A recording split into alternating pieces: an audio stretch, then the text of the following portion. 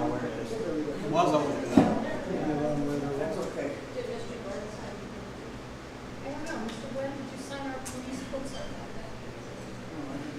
You could sign it. I haven't signed anything.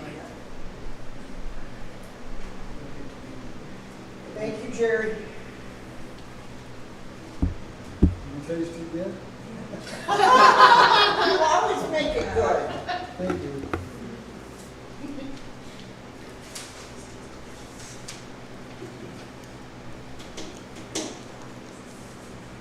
So the highlight of this evening was, I asked them to report and the cat was the only one that really tried to respect. Oh, I said, I gotta go. I was gonna do that. He says, I'm not gonna go. The cat just sit there like,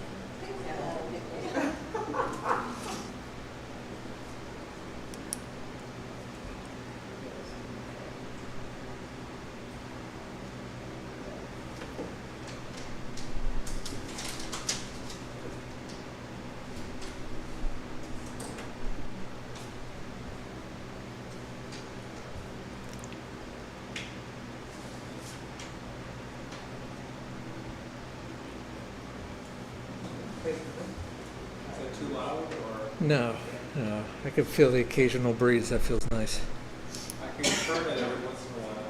Well, if you turn it too much, then the pages will be flapping around. My notes will be flying. Yeah. Yeah. You got a spray bottle? We can spray it. Ever said spray bottles and You could come over here and sit and then you can feel it real good right here. I think having the wind, the breeze moving through it helps. You might get chilled. Reminds me of some boys at camp that I had one year. My church. It'll be 92 out and they're crying because John wants a fan. well, they're so skinny and little. And then they made so much. I told him, I said, y'all can put on sweaters. He can't take his clothes off, so you just need to chill out. So that's why duct tape works, see right there, and then I just duct tape it, this whole part right there. Not do it any color. Laura says, You could close the door. Laura says hello. Oh, I said hello too. What's that, Chuck? We could close the door. I could. It's fine. Hello. I just started the YouTube stream and nobody was paying attention. Y'all were pretty quiet and mellow this week. Usually I give everybody a warning this week. I just started. It's the heat. I don't know. Should we all get up and do some calisthenics, jumping jacks, running the place? I can't breathe sitting still, so that won't be very good. I got my inhaler, go ahead. Burpees. Raise your hand if you like to do a burpee. Raise your hand if you know what a burpee is. That's what I was. All right, we got. I'm not doing one. I'm not demonstrating it. Yeah. It's not What is it? Those are especially. an exercise I don't do. Chloe, Those are mountain climbers. Chloe, you wanna demonstrate? Show. Well, you don't have to demonstrate. You wanna explain how you do a burpee? I don't even really remember. Addison, you wanna explain? Or okay, Rachel. Jump up, and then you go down, you do a push-up, and then you go back up and jump. And then so you stand up. And you gotta squat. jump, in Yeah, You so got I squat. dressed my dress You do the in house. squat thrust, and then you get down, do a push up, and then you leap up with your hands in the air. It's supposed to be You really just good watch. cardio work. Cardio work is just walking from the bedroom to the bathroom. I had to come right in. I know I was trying, I put the water on the garden because I thought, well, if I don't put it out there, it's gonna, not rain and then it's gonna, my garden's gonna be burnt up. All right. Guess what time it is? Time to start. Yes. I don't know if YouTube heard that or not. We might get copyright strikes on for singing the Howdy Doody theme song. Don't sing songs. All right, what chapter? What chapter are we in tonight? Hello over there. You guys feel like what? What? Okay, Addison says we're in chapter 24 of Romans. Is she correct? No, 13. She skipped ahead a little bit. All right. I hope you were in chapter 24. She said it was a joke. Well, that's a whole new book. Yeah, that's all right. That's not in the Bible. So chapters 9 through 11, Paul was talking about the Israelites rejecting God. So he was reminding the people not to feel superior, right? Because the Jews had a problem, Gentiles had a problem, maybe sometimes feeling superior. Then chapter 12 we were looking at last week is more of he begins more of a practical section of the book. And we were talking about, well, the title was very similar as to what we have on the screen this week, Christians' Behaviors, or Christian Behavior. And this week it's continued on. And we're going to see this week that he talks about two different types of behavior that we should have. One is toward the government, and then the other is towards just people in general. And then toward the end of the chapter, he explains why we should behave in such a way. So he kind of answers the why for us. Maybe I should mention this here. I don't like getting very political, especially when we're streaming. But how can you not be political when you're talking about Romans 13? However, we should probably keep in mind who was the world leader when Paul wrote this. What was the guy's name that he was under? Nero. So we're going to be looking at some other verses, or at least referencing them. Peter says a lot of the same things. Peter was the same Caesar that was in charge. So just keep that in mind as we write this, because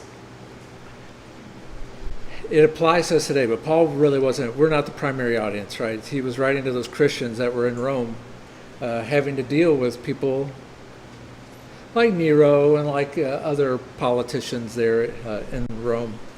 So let's read verses 1 through 7. And again, this first section is the Christian's responsibility or behavior to the government under which they live. And we'll read verses 1 through 7 again. Then we'll come back and we will answer these first 4 questions on our sheet. So Paul writes, let every soul be subject to the governing authorities, for there is no authority except from God, and the authorities that exist are appointed by God. Therefore, whoever resists the authority resists the ordinance of God, and those who resist will bring judgment on themselves. For rulers are not a terror to good works, but to evil. Do you want to be unafraid of the authority? Do what is good, and you will have praise from the same. For he is God's minister to you for good. But if you do evil, be afraid, for he does not bear the sword in vain. For he is God's minister, an avenger to execute wrath on him who practices evil. Therefore you must be subject, not only because of wrath, but also for conscience' sake. For because of this you also pay taxes, for they are God's ministers, attending continually to this very thing. Render therefore to all their due, taxes to whom taxes are due, customs to whom customs, fear to whom fear, honor to whom honor. All right, so let's look at our sheets here and let's answer question number 1. Who is every soul to be subject to? All right, the governing authorities, verse number 1. All right, so Kaufman in his commentary, if you were to look at that on this particular verse, he points out, and he's reminding us that Paul was writing this letter to the Romans, right? Christian Romans. There would have been Jews in Rome at this time. And you remember, what was the feeling that the Jews had towards Rome?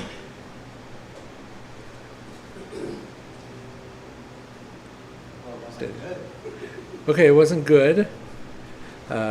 So did they have the wrong idea of who was going to free them from Roman occupation? Yes. That was their idea of the Messiah, right? So Paul's writing this. So keep that in mind. He's writing this to Jewish people that were as well as Gentiles, but Jews were there as well. And they wanted to be free from Roman tyranny. And they're sitting there and they're struggling with the fact that Nero is the leader over them. And so the new Jewish nation as a whole was, they were preparing for this final insurrection. That's really why, you remember what happened to Jerusalem in 70 AD? Y'all need coffee. Lots of coffee. What happened to Jerusalem in 70 AD? It fell, it destroyed. So it didn't just happen like overnight. It was a slow process. Rome marched down and they surrounded Jerusalem. But did they just do it willy-nilly? Did they do it just because they wanted to do it? There was something going on down there in Jerusalem. The Jewish people were revolting. There was this uprising, and so it ended up to the destruction of Jerusalem, 70 AD. So are there hot topics in the church today? Are they, right? We don't need to talk about any of them, but there are some burning issues of the day, right? We address these things. So the burning question when Paul's writing this letter was, how in the world do we as Christians submit to the Roman government? I mean, Nero, was he an upstanding guy? You do some research on him, history paints him in a bad light. Now, depending on who you read and you look at, they say, well, sometimes those people that said things about Nero, maybe they over-exaggerate a little bit. I don't know, maybe they did. None of us lived a couple thousand years ago, but Nero was a bad man. And we do know from historical records like Josephus, see, that's why I don't want the fan blowing on me. The pages are flipping. Anyway, so Josephus was writing about how the Christians were accused of burning Rome by Nero. So, and then he would put those Christians to death. So Nero was a bad guy. Did Nero fiddle while Rome burned? That's a folklore that people say. There's some people that say, well, Nero wasn't even in Rome when it burned. So I don't know. But he did blame the Christians. So the burning question of the day, how do we submit to Rome? Could we spin that maybe a little bit today? Would that be applicable to us Christians today? Like, Yes, what might we ask? How do we submit to our rulers?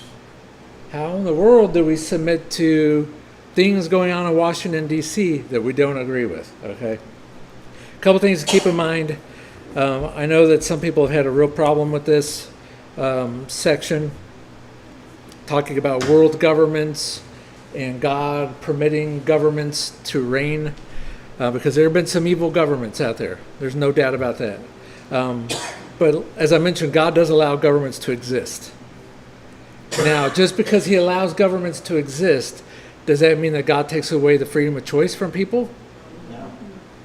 They still have the choice, right? You think way back to Pharaoh, right? In the book of Exodus. He could have chose to obey God, but he chose not to.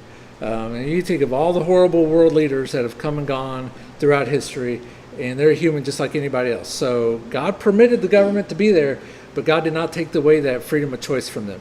Second thing to keep in mind, and we're gonna reiterate this a little bit later, those evil men in government, I say men, I'm just speaking generally, mankind, human beings that are in, I don't want anybody to get all offended.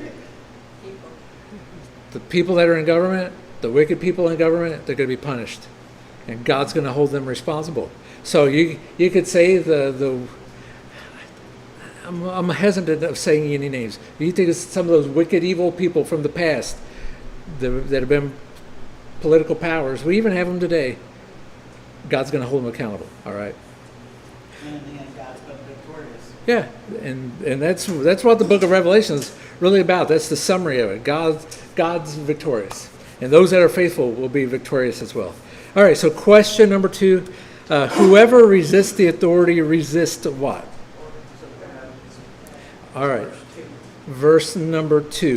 Very good. So if you resist the authority, you're really resisting the ordinance of God. Did anybody elaborate anything else on that? Okay. I said, and they bring judgment on themselves. They will answer for their actions. All right, so the main answer is If you're resisting the authority, you're resisting the ordinance of God. But Paul tells us what the end result is going to be. And that's what Jody added on to her answer, that those that resist will bring judgment on themselves. Okay? So the word judgment there is the idea of punishment. So keep this in mind. You know, we see this here, Romans 13, verse 2, that breaking human law is equivalent to breaking whose law? It's equivalent to breaking God's law, okay? So when he talks about here bringing judgment on themselves, it's a little bit vague. And the way it's worded, it could be that Paul was referring to the fact that there would be judicial punishment. And there certainly would be judicial punishment, right? Say there's laws against stealing, and there are, and you break that law and you steal something and you get arrested, whatever the process may be, and then you face the courts and all that. There's punishment, right? There's going to be punishment for that. Or perhaps he's talking about God's punishment. I'm breaking the human law, and God, if I don't repent of that and try to do better, I'm going to be punished for that. Could be talking about that. Or could he be talking about both of those at the same time? I mean, that's a very real possibility. And sometimes I think that's why Bible writers would leave things a little bit vague. Hope that makes sense. Any other thoughts, questions, comments? Anybody got anything different? This just makes me think about a few people in Washington that are for abortion and yet pretend to be very holy people.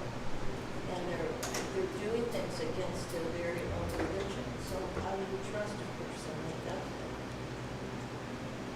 It's a good question. It's a very good question.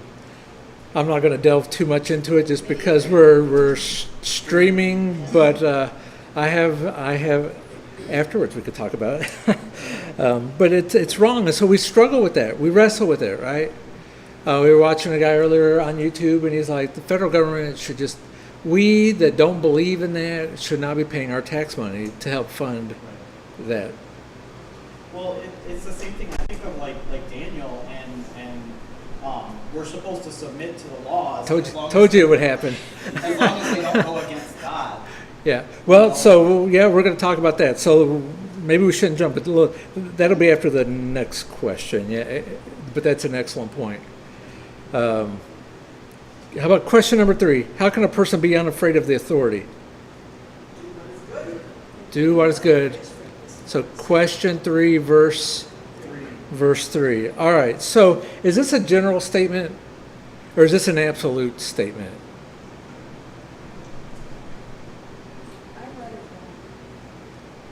I feel like it's generalized because generally you would not need to be afraid because you're submitting to the laws. But there were some rulers who didn't care if you were a Jew, so we're just going to torture you and kill you just because you're a Jew. It doesn't matter that you were following all the laws. That's kind of been a big thing over the last couple of years here, right? Yes. That certain people have felt oppressed because of the way they look. And I'm just sharing from their perspective. It's a general statement. Generally speaking, for those that are good people, you don't have to be afraid, but sometimes good people are punished unfairly. You think about the communist countries, China, North Korea. You could be a good citizen. You could be a Christian. Christians are to be the most obedient people to the law. Is that the wind? No, it's the siren. That's a I hope that's not the siren. I think it's the wind. Yeah, it was. Somebody might There want to is- check There the. is wind, but I Well, hear a fire siren. Well, you might want to check to make sure that there's nothing bigger going on than just, if you wouldn't mind doing that. But Oh, it is raining. oh yeah, I heard it. Yeah. It's good. The plants are for it. 20 in the morning. We just got a teaspoon. So something that we need to remember is that governments aren't appointed to inspire terror. Although some governments do, don't they? But that's not why they're appointed, and they're not to inspire terror on good, peaceable citizens. And we see that idea in 1 Timothy chapter 1 and verse number 9 as well. So as we already mentioned, number 1, we need to keep in mind that governments are going to be accountable to God, right? And then number 2 was what Vera was talking about just a moment ago. And Vera, do you want to share that thought again?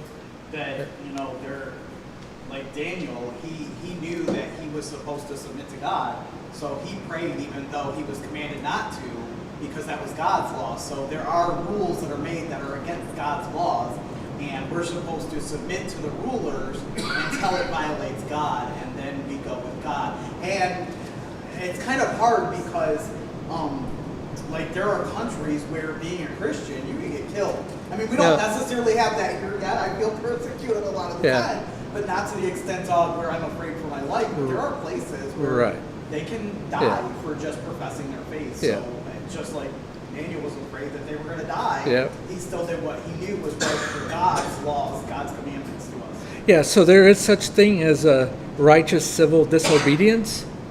And we do see that in the book of Acts. We have a couple of examples of that. Acts chapter 4. Peter and the apostles were beaten and told, you cannot preach in the name of Jesus. And then what do? They went right back to the temple where those leaders would have been at, preaching and teaching. And then we also see that in chapter 5 as well. What's that? Is it all chapter 4? Well, primarily verses 18 through 20. And then chapter 5, verses 28 and 29, we see another example of that as well. So can you think of any examples here that maybe government might pass a law that isn't morally, like we don't have to abide by it? Like, I mean, that might get us into some trouble. I was thinking, do you really want me to say that out maybe loud? not. Because I So- think of several. Well, I just read, I mean, it was just a T-shirt, but it could come to fruition. But it says that if you don't agree, just stay quiet.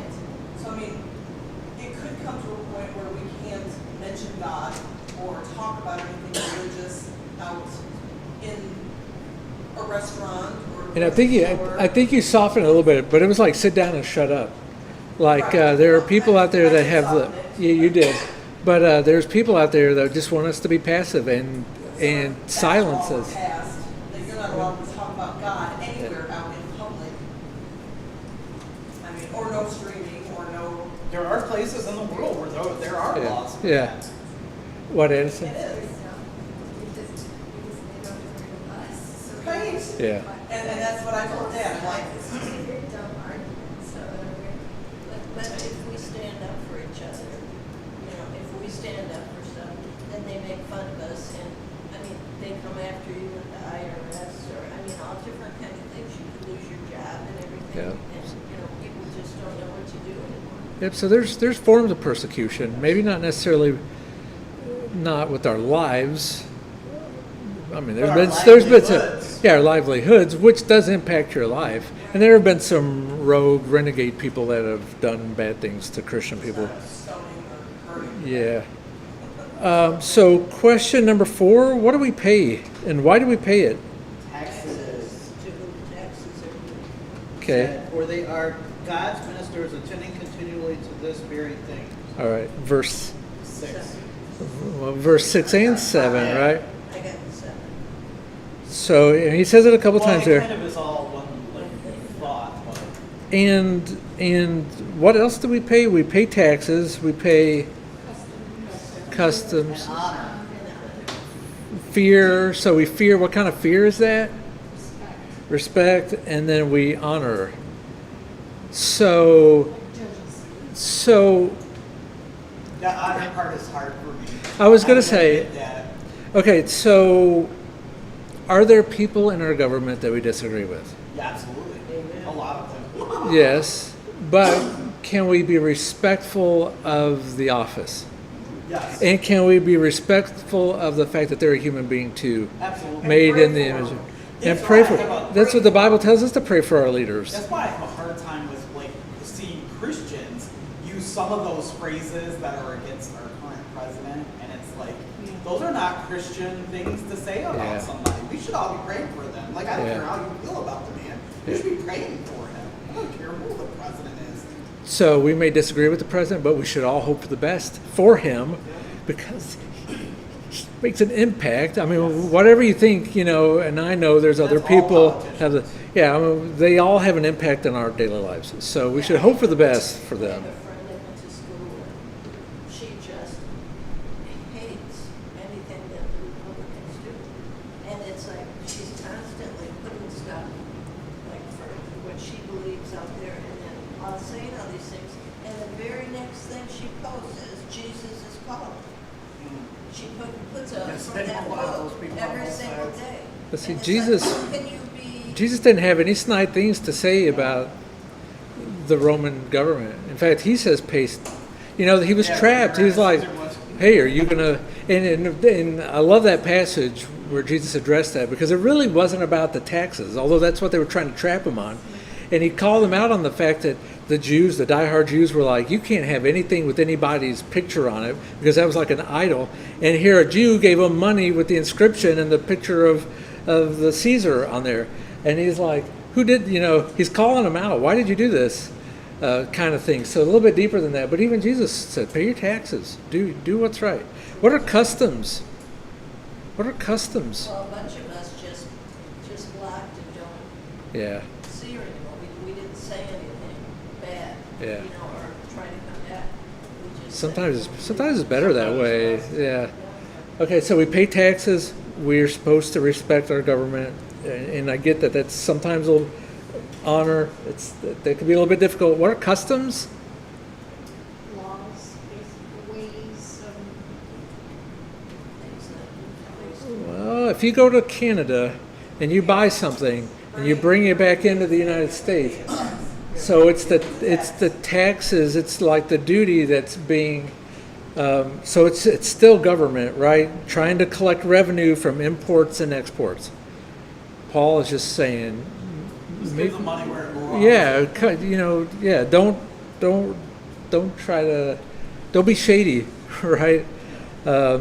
Peter had the same sort of thought. 1 Peter 2 verses 13 through 17. We're to submit to the ordinances. We're to love the brotherhood, he says there in those verses. And we are to honor the king.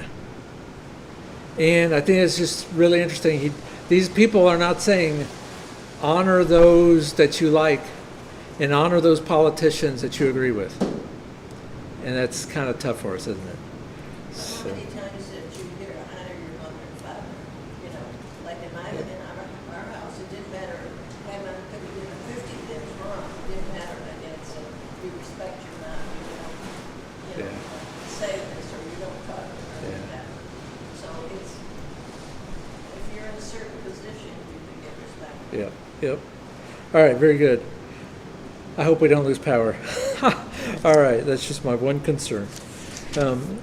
So we're going to move into this next section here. So the first part is the Christian's behavior toward their government, and then the one. I think one. Let me just say this briefly.